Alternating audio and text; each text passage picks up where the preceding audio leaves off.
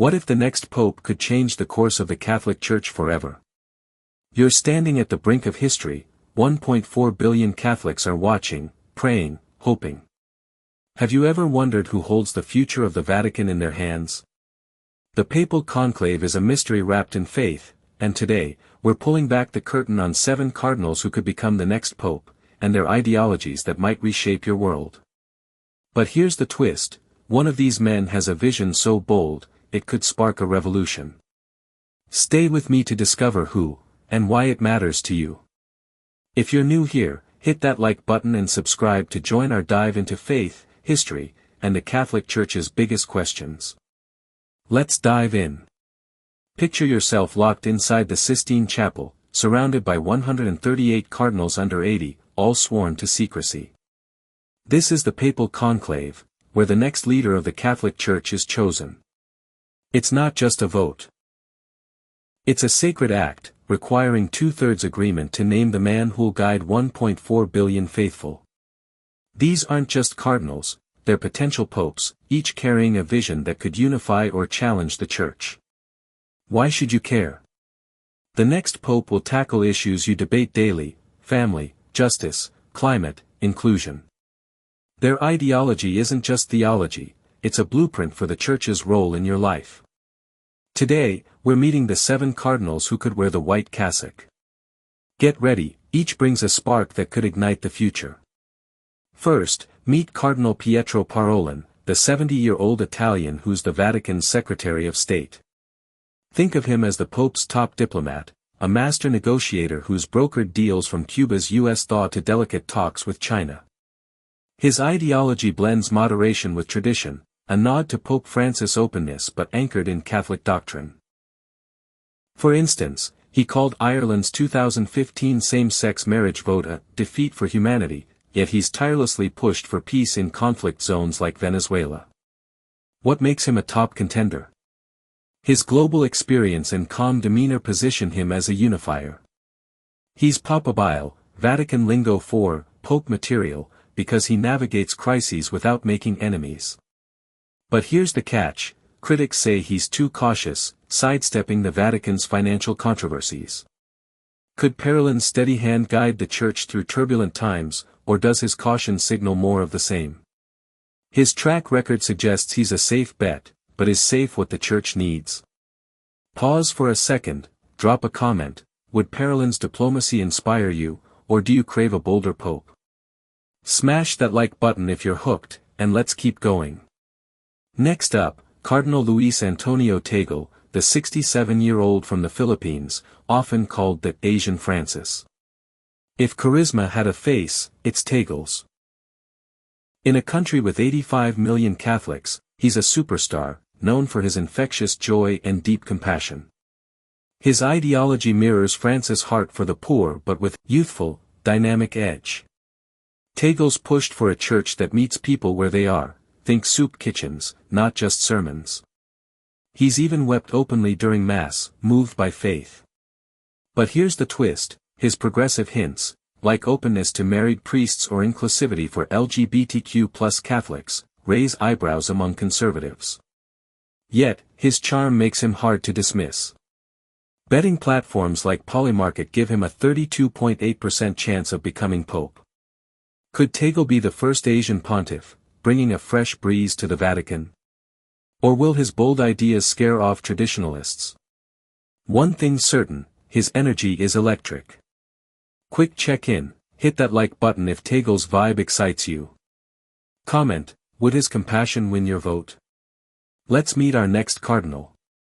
Now, Cardinal Péter Erdő, the 72-year-old Hungarian scholar who's a conservative's dream. With over 250 articles and 25 books, Erdő is a theological titan. His ideology is all about tradition. Strengthening doctrine, uniting with Orthodox Christians, and keeping Europe as the Church's heart. Hungary's Viktor Orbán praises his rule of law stance, and the late Cardinal George Pell saw him as a future pope. Why is he Papal? His intellectual depth and conservative credentials appeal to those wanting a shift from Francis reforms. But there's a hurdle: Only 40% of cardinal electors are European, and Erdő's focus feels Eurocentric in a global church. Can he connect with Africa's 230 million Catholics or Latin America's 600 million? Supporters call him a rock, critics say he's too rigid. Could Erdő restore tradition, or would he stall the church's growth? Let's hear from you. Comment below. Is Erdő's traditionalism a strength or a barrier? Subscribe and ring that bell to stay with us. Our next cardinal is Matteo Zuppi, Italy's 69-year-old peace envoy. Zuppi's a progressive cut from Francis Cloth, with a resume that screams impact. He helped end Mozambique's civil war in 1992 and was sent by Francis to mediate in Ukraine. His ideology centers on the marginalized, think church for the poor, interfaith dialogue, and environmental justice. Zuppi's more at home in soup kitchens than ivory towers. But here's the cliffhanger: his progressive moves, like backing blessings for same-sex couples, make conservatives nervous. Yet, his bridge-building skills earn him center-left buzz. Could Zuppi's heart for the downtrodden make him the next pope? Or will his liberal leanings fracture the conclave? His story of courage and compassion is one you won't forget. We've just met 4 cardinals who could shape the Catholic Church's future: Parolin's diplomacy, Tagle's compassion, Erdő's tradition, and Zuppi's peace. But the conclave holds more surprises. Now, we're diving into the final contenders, starting with a rising star from Africa's vibrant Catholic heart. One of them has a vision so bold, it could redefine the Church's future. If you're loving this journey, smash that like button and comment.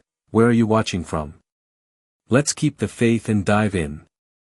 Africa's Catholic population is booming, over 230 million strong, and Cardinal Fridolin Ambongo is at its forefront. At 65, this Archbishop of Kinshasa in the Democratic Republic of Congo is a force.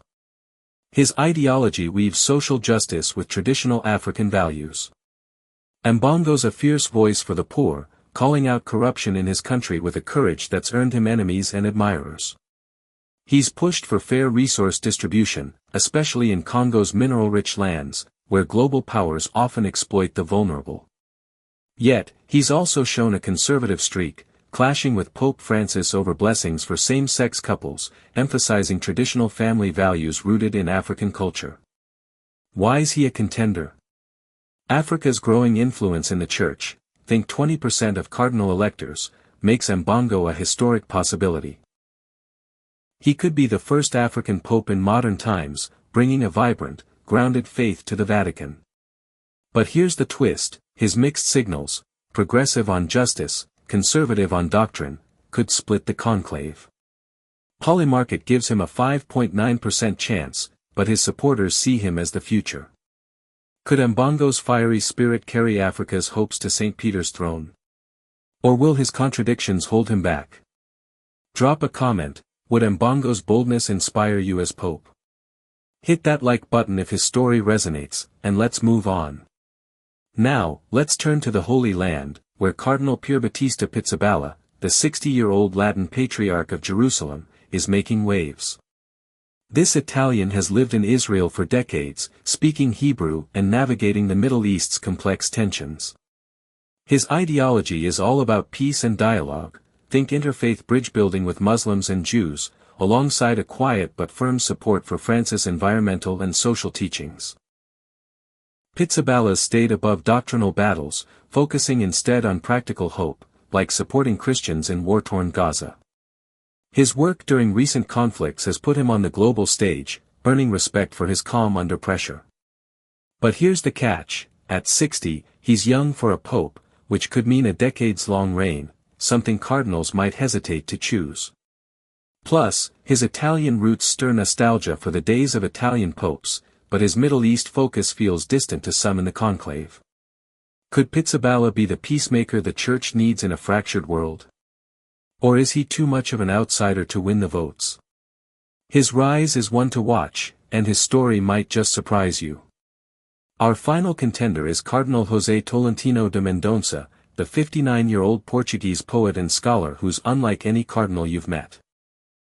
Think theology meets art, this guy's a visionary. As head of the Vatican's dicastery for culture and education, Mendonça's ideology blends intellectual depth with a call for a church that engages the modern world.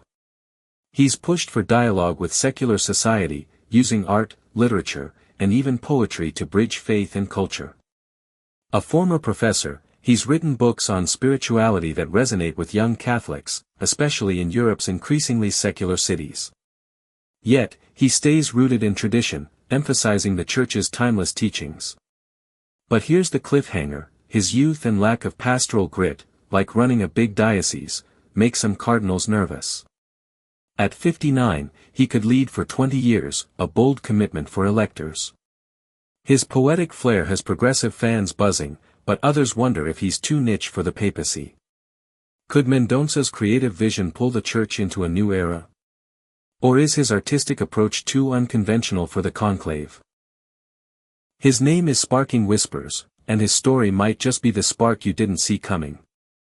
We've now met all 7 cardinals: Parolin's diplomacy, Tagle's compassion, Erdő's tradition, Zuppi's peace, Ambongo's boldness, Pizzaballa's dialogue, and Mendonça's vision.